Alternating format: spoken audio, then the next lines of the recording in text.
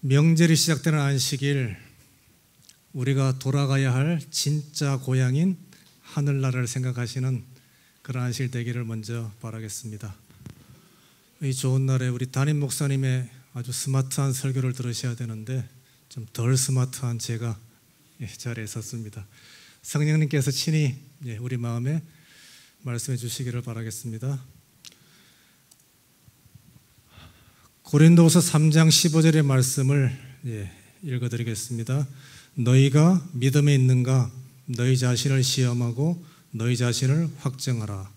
예수 그리스도께서 너희 안에 계신 줄을 너희가 스스로 알지 못하느냐? 그렇지 않으면 너희가 버려온 자니라. 오늘날 일반적인 교회의 상태가 있습니다. 이건 제 말이 아니고요. 한 목사님께서 올리신 내용이 있더라고요. 4가지가 있는데 동탄 새하늘교회는 크게 해당이 안 되는 것 같더라고요. 제가 걱정하지 마세요. 첫 번째로 교회는 불완전하고 실수가 많은 사람들로 이루어져 있습니다. 사실인가요? 네, 사실 교회가 원래 그런 곳이에요.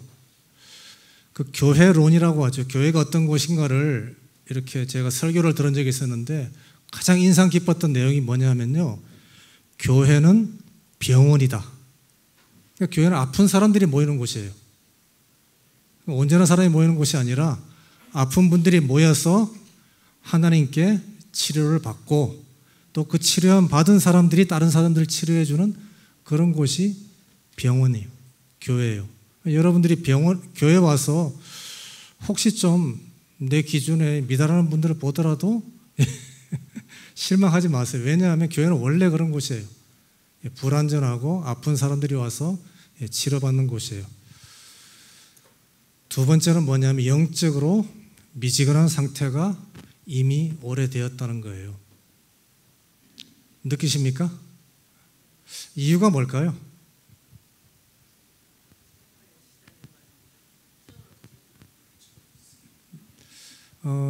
교회 오래 다니다 보면 이제 익숙해지잖아요. 그러면서 처음 사랑이 자꾸 식어져 가는 것도 있고요. 제가 생각할 때는 제가 이 땅에 발을 붙이고 살잖아요. 그러니까 어쩔 수 없이 이 땅을 살면서 하늘을 쳐다봐야 되는데 자꾸 이 땅을 쳐다봐서 그런 것 같아요. 그러다 보니까 제가 자꾸 미지근한 상태로 나도 모르는 사이에 나약해지고 게으른 상태가 되는 것 같습니다. 세 번째로는 세속적인 가치가 교회 안으로 자꾸 들어오고 있어요. 새로운 우상들이 자꾸 생겨나죠. 하나님보다 더 앞세우는 것이 우상인데 새로운 것들이 너무 많기 때문에 문명의 발전과 더불어서 요즘은 엄청나게 발전 속도가 빠르잖아요. 그런 만큼 우리의 혼과 마음을 뺏어가는 것들도 너무 많은 거예요. 그래서 이것도 피할 수가 없는 부분이더라고요. 마지막이 문제인데 다른 사람들을 흠잡고 비방하고 원망하는 소리가 자꾸 들린다는 거예요. 아까 교회는 병원이라고 했는데 환자들끼리 모여서 불화하고 있는 거예요. 인간이 얼마나 죄된 존재하면 여러분들 요양원 계시는 분들끼리도 싸워요. 요양원 들어가신 거면 이미 자기 인생을 다 정리한 상태거든요. 근데 거기서 싸우고 살인도 신문에 난 적이 있어요. 그냥 어떤 할머님 자식이 너무 자주 찾아오니까 셈이 나가지고 다른 할머니가 그 자랑하는 할머니를 어쨌든 이런 모양들이 이 교회라고 해서 이것을 피할 수가 없다는 거죠. 그래서 교회라고 해서 악과 하나님을 대적하는 일을 완전히 막을 수는 없다는 거예요. 이 성도란 하늘을 바라보고 나아가는 사람들이지 완전한 사람들은 아니거든요.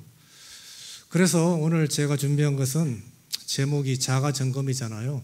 내가 어떤 재림 성도로 살아가고 있는지 한번 스스로 살피고 점검해 보는 시간으로 준비를 했습니다. 먼저는 제 자신을 향한 일종의 반성의 시간이라고 생각하고 있습니다. 말이 좋아서 점검이지 뭐 설교를 빙자한 잔소리가 될 수도 있어요. 여러분들 오랜만에 한번 잔소리 즐겨보시기 바랍니다. 빌립보 3장 12절의 말씀 참 좋아하는 말씀인데요. 내가 이미 얻었다 함도 아니요 온전히 이루었다 함도 아니라 오직 내가 그리스도 예수께 잡힌 바 된 그것을 잡으려고 쫓아가노라. 이러한 마음으로 말씀을 준비했습니다. 세 가지를 준비했어요. 세 가지 자기 점검인데 처음에 제가 네 가지를 준비했는데요. 너무 긴 것 같더라고요. 그래서 한 가지를 뺐습니다. 또 네 가지 하면 좀 어감이 이상하잖아요. 그죠? 네 가지. 그래서 세 가지를 준비했습니다. 첫 번째, 나는 모든 사람과 화목하게 지내고 있는가? 자, 어떠세요? 이 화목이란 말은 영적으로 굉장히 중요한 단어예요. 예수님이 이 땅에 왜 오셨어요? 죄인과 하나님을 화목시키기 위해서 오셨잖아요. 이 화목의 반대는 불화이고 성경상 불화의 원인은 죄 때문인데 예수님께서는 불화의 원인인 죄를 해결하고 하나님과 사람을 다시 화목하게 하시려고 십자가를 지셨거든요. 그래서 요한에서 2장 2절에 보니까 저는 우리 죄를 위한 화목 제물이니 우리만 위할 뿐 아니요 온 세상의 죄를 위하심이라. 자, 그래서요 화목하게 한다는 것은 관계를 회복시키다, 더 나아가서 구원하다라는 뜻이 있습니다. 그러니까 여러분들이 다른 사람과 화목하게 지낸다면 그 사람을 뭐 하는 거예요? 구원하는 거예요. 꼭 기억하셔야 돼요. 내가 뭐 좋은 평판을 받으려고 사람들한테 칭찬 들으려고 화목하게 참으면서 지내는 것이 아니고 그 사람을 구원하기 위해서 우리가 남들과 화목해야 된다는 거예요. 그래서 고린도서 5장 17절에 아주 익숙한 말씀이죠. 그런즉 누구든지 그리스도 안에 있으면 새로운 피조물이라. 여러분 새로운 피조물입니다.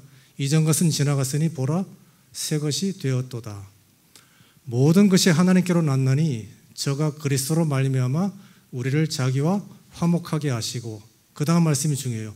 또 우리에게 화목하게 하는 직책을 주셨으니. 우리의 직업이 뭐라고요?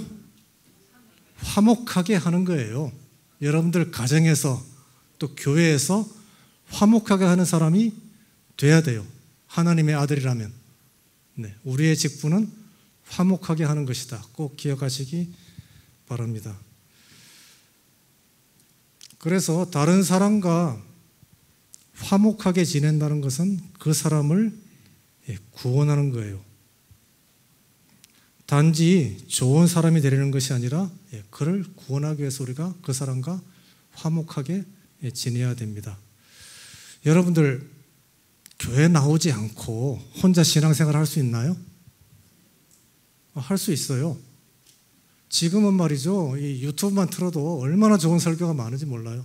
저도 시간 나면 종종 보거든요. 그러면서 혼자 신앙을, 믿음을 이어갈 수는 있는데 왜 교회에 나와야 될까요? 생각해 보셨어요?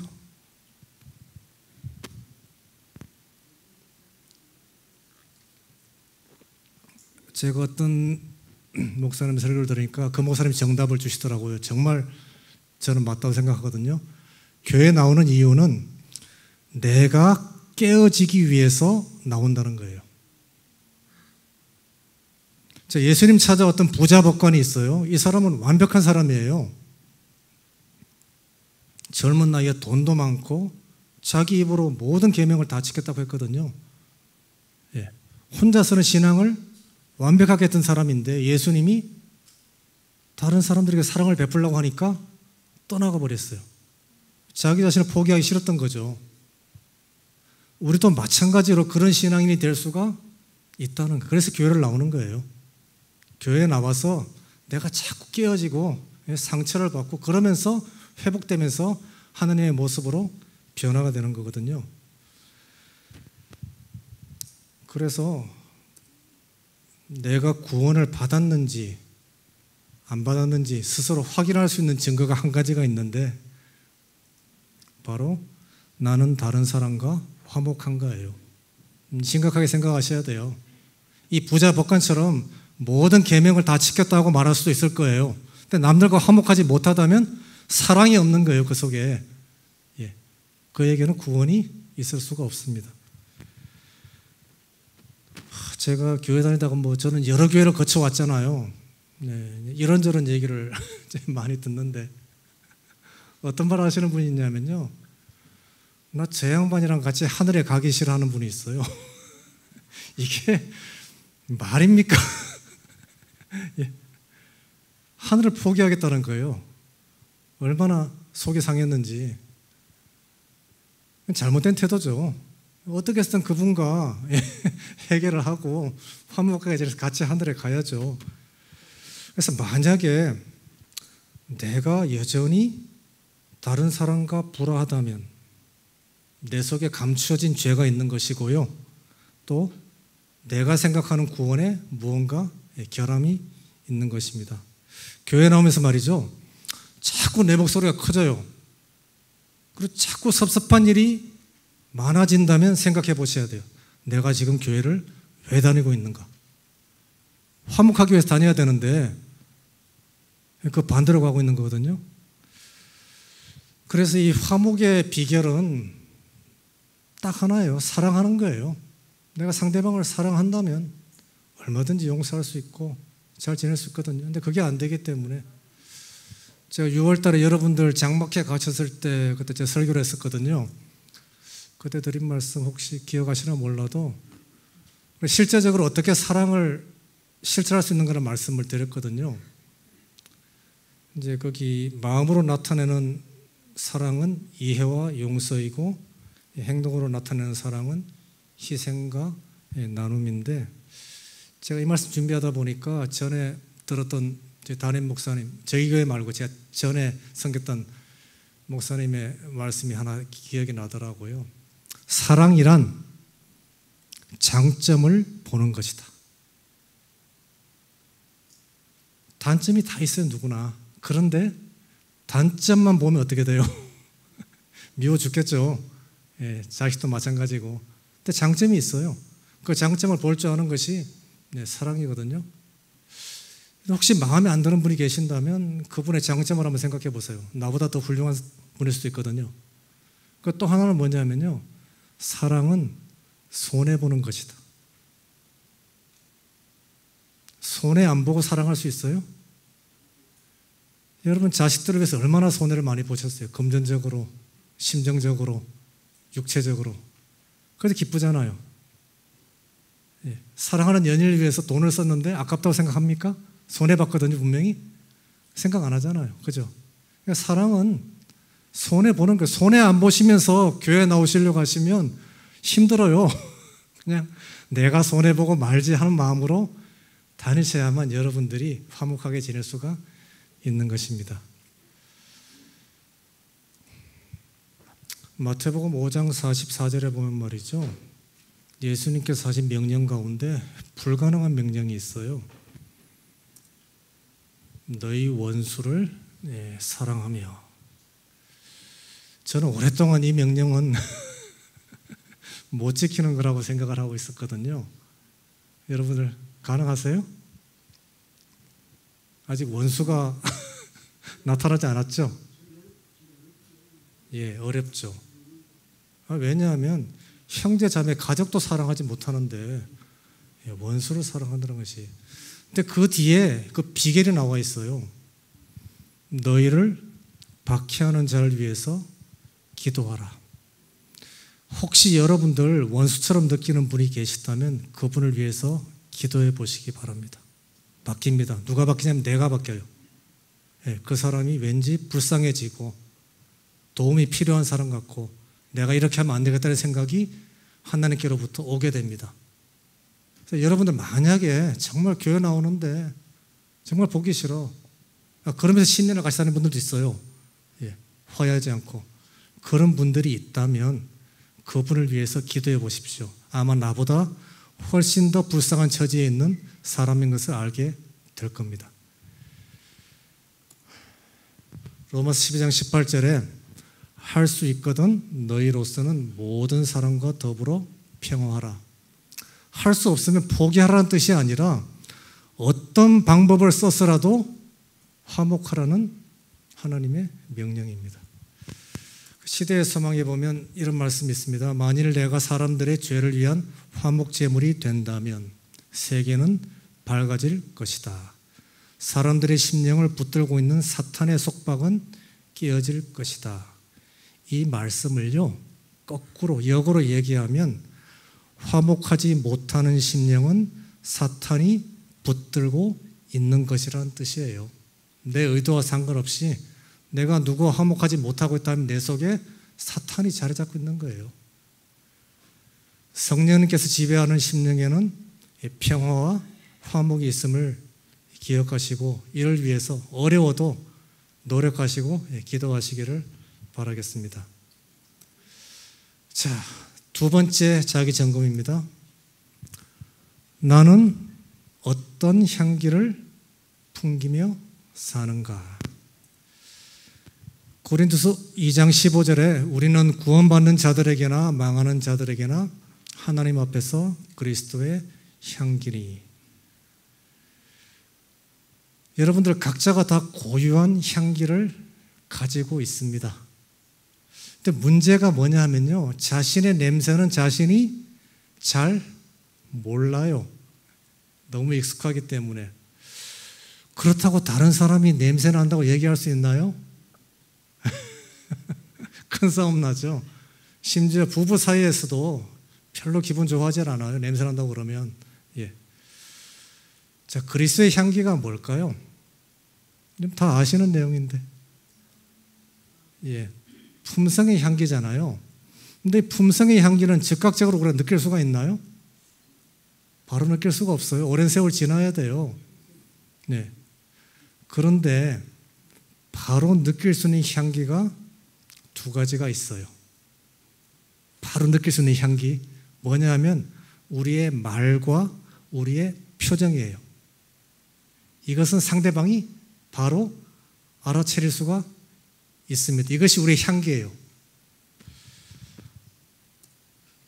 말의 영향력은 어마어마합니다. 여기 보면 말투에 따라서, 그죠? 같은 말을 해도 어떤 말투로 말했느냐, 억양, 높낮이에 따라서. 제가 경상도 사람이라서 억양이 좀 세죠. 예, 경상도 치고는 굉장히 부드러운 억양이에요. 그리고 어떤 단어를 같은 상황에 사용하느냐에 따라서, 그리고 어떤 내용에 따라서 상대방은 다 다르게 받아들여요. 그래서 이것들 하나하나가 주변 사람들에게 다 영향을 미치는데, 우리 속담에 다르고 다르다고, 그죠? 제가 충청도에 한 10년 살았거든요. 여기 오기 전에요. 그분들은 굉장히 부드럽게 남들 상하지 않게 얘기를 해요. 우리가 왜 그랬어? 하잖아요. 그분들 뭐라고 해요? 예, 왜 그랬슈? 얼마나 부드러워요. 제가 보령사인데 보령사도 또 틀려요. 왜 그랬샤? 그래요. 이거 왜 그랬샤? 그러면 말이야 기분 나쁘지가 않더라고요. 누군가 나한테 이거 왜 그랬어? 그러면 화가 날 텐데 이 말에 따라서 다 달라지는 거거든요. 그래서 우리 말의 내용이 맞을지는 모르지만 이 사람한테 내가 좋은 말을 했는데 그 말하는 태도나 억양이 잘못됐다면 이 사람은 결국 상처를 받아요. 좋은 말 하려고 했는데 상처를 주는 거예요. 조심하셔야 돼요. 여러분들이 이제 한 아기를 얻기 위해서는 이 산모가 10개월간의 고통스러운 시간이 필요하거든요. 그래서 성공적으로 정말 어렵게 출산을 했는데 그 아기는 아주 약한 상태로, 정말 잘못 건드리면 죽을 수도 있는 유약한 상태로 태어나잖아요. 그래서 이 아기는 정말 조심조심 다뤄야 될 존재죠. 막 다루면 안 되잖아요. 이쁘다고. 한 영혼이 진리를 발견하고 침례받기까지는요, 정말 어렵고 조심스러운 과정을 거쳐야 돼요. 1년, 2년, 3년, 10년이 걸릴 수도 있어요. 그래서 온 교회가 그 한 영혼한테 집중을 해야 되거든요. 저분이 상하지 않고 교회에 나올 수 있도록. 성경을 1년, 2년 공부해도 침례를 받지 않는 경우도 허다합니다. 예, 저도 경험이 있거든요. 드디어 이 사람이 안식일을 지키기로 하고 침례를 받게 된 것은 우리는 모르지만 그 사람한테는 일생의 목숨을 건 엄청난 결심이에요. 내 직장을 잃어버릴 수도 있고 내 가정에서 따돌림 당할 수도 있거든요. 예. 결코 쉬운 일이 아닌데 이제 그가 침례를 받고 그리스도인으로 탄생했는데 어떤 모습이라고요? 갓난아이 같은 모습으로. 그런데 말이죠. 먼저 나왔던 교인들의 부주의한 말 한마디나 사랑이 아닌 의심의 눈빛이 이 갓난아이와 같은 영혼을 좌절시킬 수가 있다는 거예요. 두려운 일이죠. 그래서 여러분들 교회 새로 나오시는 분들이 있다면 정말 조심하셔야 돼요. 우리가 그에게 어떤 말을 하고 어떤 표정으로 대하고 있는지를 정말 심각하게 이것은 고민을 해봐야 되는 일입니다. 서울대 최정훈 교수라고 아무도 모르시죠? 예, 저도 몰라요.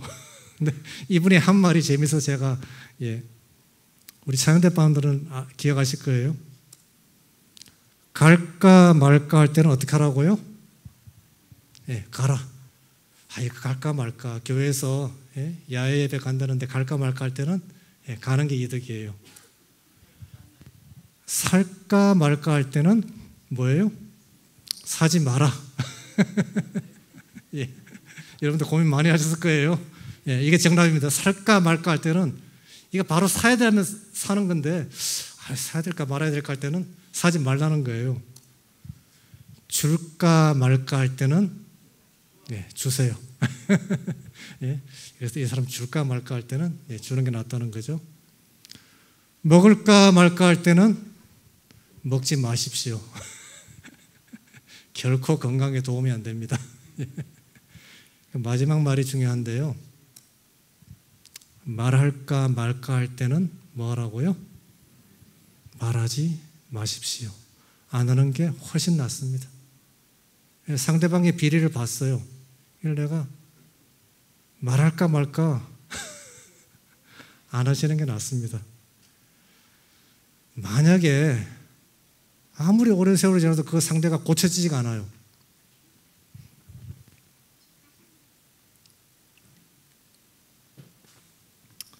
그러면 이 사람한테 말을 아무도 얘기 안 하니까 내가 해줘야 될 것 같아. 그래서 무슨 말을 하려고 한다면 깊이 생각하고 말하셔야 돼요. 단어도 고르셔서 각본을 짜셔야 돼요. 일주일 이상 기도하셔야 됩니다. 그러고 나서 그분한테 정말 사랑의 마음으로 얘기하셔야지 그냥 입에서 툭 나왔다가는요 감당이 안 되는 거예요. 그렇지 않다면 말을 안 하는 게 차라리 낫다는 거예요. 유명한 말이 있잖아요. 가루는 칠수록 고와지고 말은 할수록 거칠어져요. 그러니까 여러분들은 말하시기 전에 정말 입을 닫는 편이 더 나을 때가 많다는 거예요. 특별히 이 자리에 없는 남에 대한 이야기를 할 때 이건 중요한 내용이거든요. 지금 하고 있는 이 말이 이 자리에 없는 그 사람을 죽이려는 말인가 살리려는 말인가를 꼭 생각하고 말씀하셔야 돼요. 이것 때문에 상처받고 교회 떠난 분들이 너무 많아요.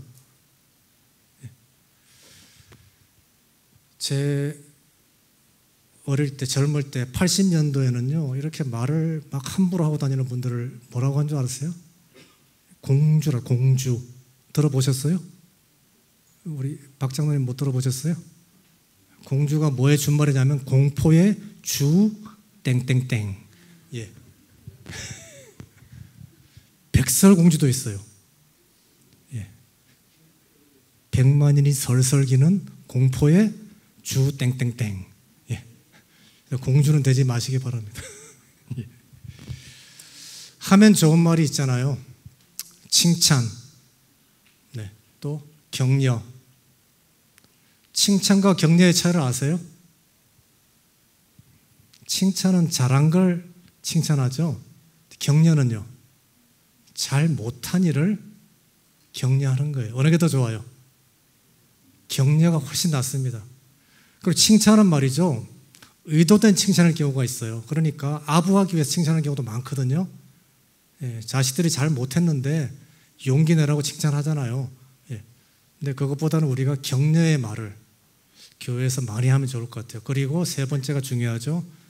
다른 사람을 위한 기도가 여러분들의 기도에 꼭 들어가시기를 바랍니다. 저는 교회 장로로 있다 보니까 이게 참 작은 부담은 아니거든요.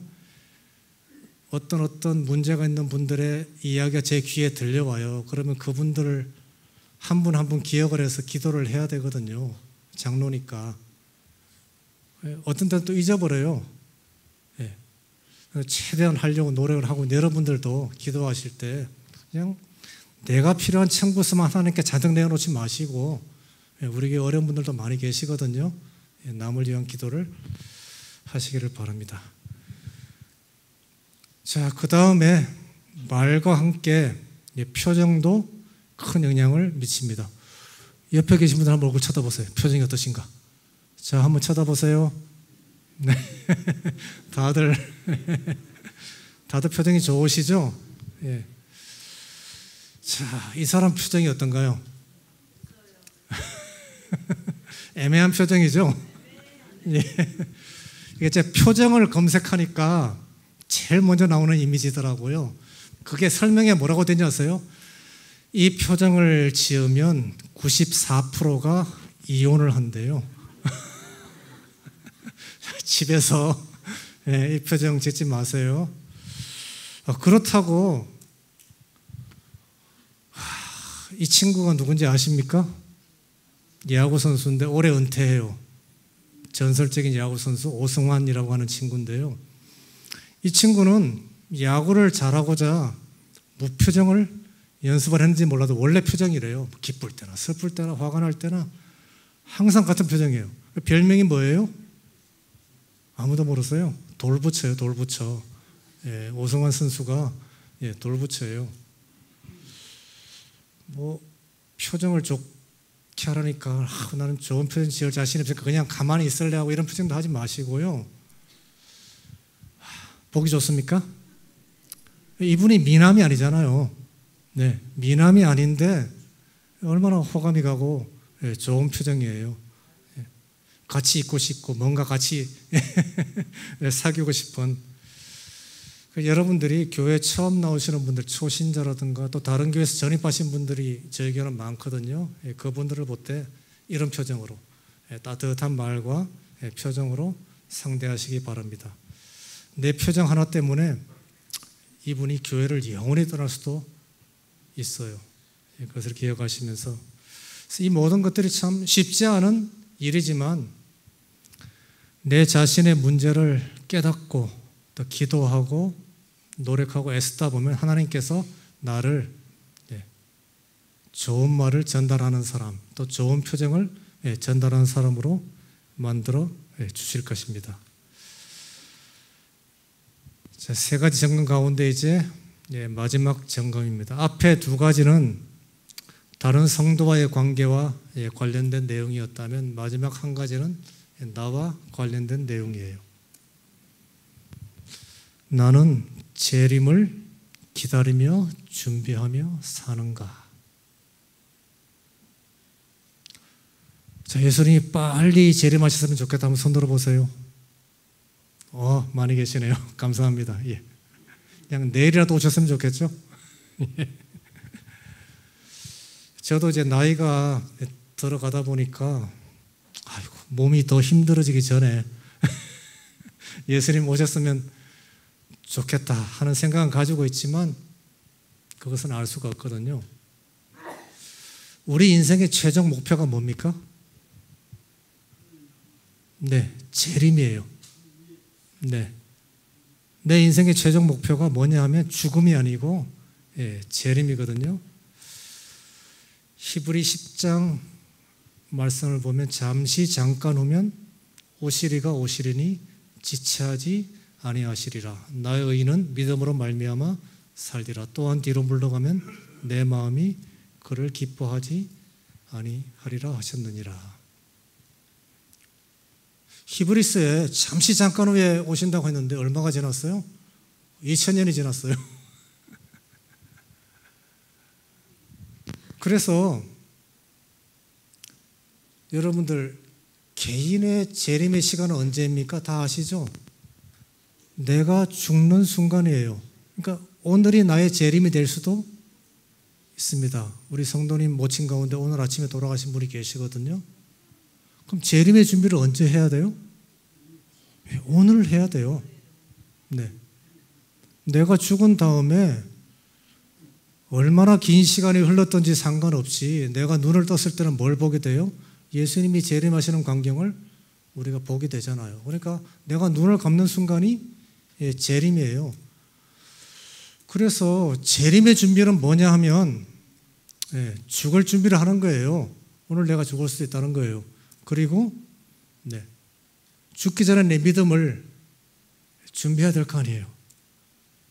그래서 재림의 준비는 매일 내 구원을 받아들이고 선택하는 거예요. 여러분들이 눈을 감기 전에.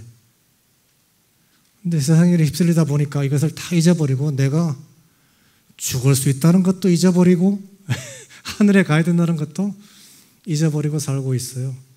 제가 이번 주에 유튜브를 보다가 이병주 목사님 아시죠? 목사님 이름 말하면 잘 모르시고 천수답 목사님. 예. 네, 예. 이분의 설교가 한 3편이 올라와 있더라고요. 그 중에 제목이 뭐냐면 재림신앙 어디까지 왔나. 예, 이런 제목으로 말씀을 하시는데 이 목사님 말씀하시기를 여러분들 하나님의 인 또 짐승의 표 많이 들으셨잖아요. 질문을 하시는 거예요. 우리가 언제 하나님의 인을 받고 언제 짐승의 표를 받습니까? 물어보시더라고요. 언제 받아요? 벌써 정답이 나왔어요. 네. 여러분들 보세요. 내가 짐승의 표를 받지 않으려면 어떻게 해야 돼요? 하나님의 인을 받아야 돼요. 하나님의 인을 받지 않고요, 짐승의 표를 받지 않을 방법이 없다는 거예요. 자, 역사의 어느 한 시점에서 하나님의 인이 주어지고 짐승의 표가 갑자기 주어진다고 착각하지 마시라는 거예요. 이게 뭐냐 하면 하나님의 인은 말이죠. 임하에 받잖아요. 우리 매일매일의 삶에서 하나님의 품성을 내가 받아들이고 그대로 살고 있는 것이 하나님의 인을 받는 거예요. 마찬가지로 짐승의 표도 지금 우리가 받고 있어요. 사탄의 정신, 이 땅에 정신을 받고 그대로 행동을 하고 살고 있으면 나도 모르는 사이에 사탄의 인을 계속 받고 있다가 결정적인 순간이 혹시 내가 살아있다면 올 수도 있죠. 그때 가서 나 짐승의 표 안 받을 거야 하고 발뺌할 수 있냐 하면요, 절대 못한다는 거예요. 이미 그렇게 살아왔기 때문에 돌이킬 수가 없대요.